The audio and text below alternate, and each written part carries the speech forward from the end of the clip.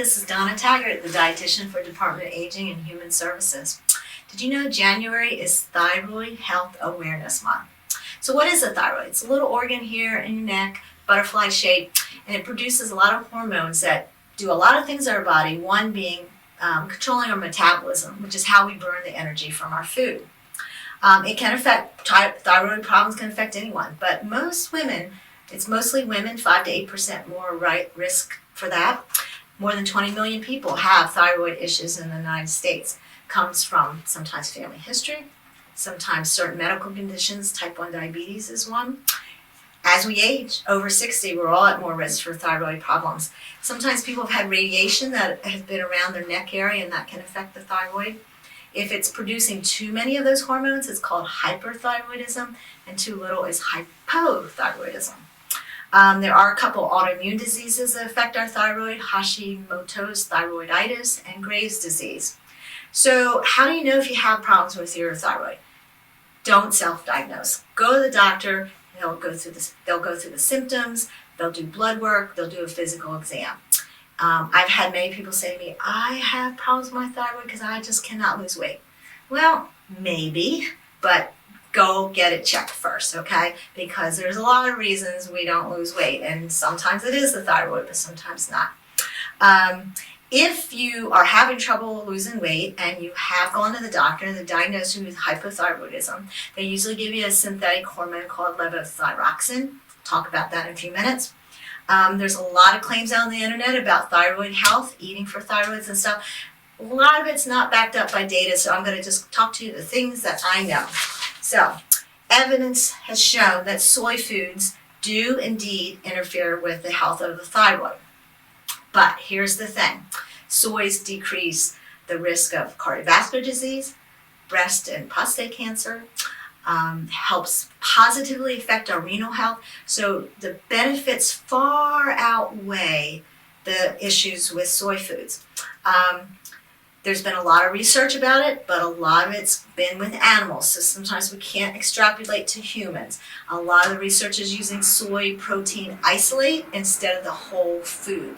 So there's a difference. So when there's a whole food, like a tofu, edamame, those are going to be better for our system than the isolated protein from soy. So again, kind of weigh the benefits. And if you're worried about it, maybe limit soy to 1 or twice a week a serving if that's an issue. Another thing are goitrogens.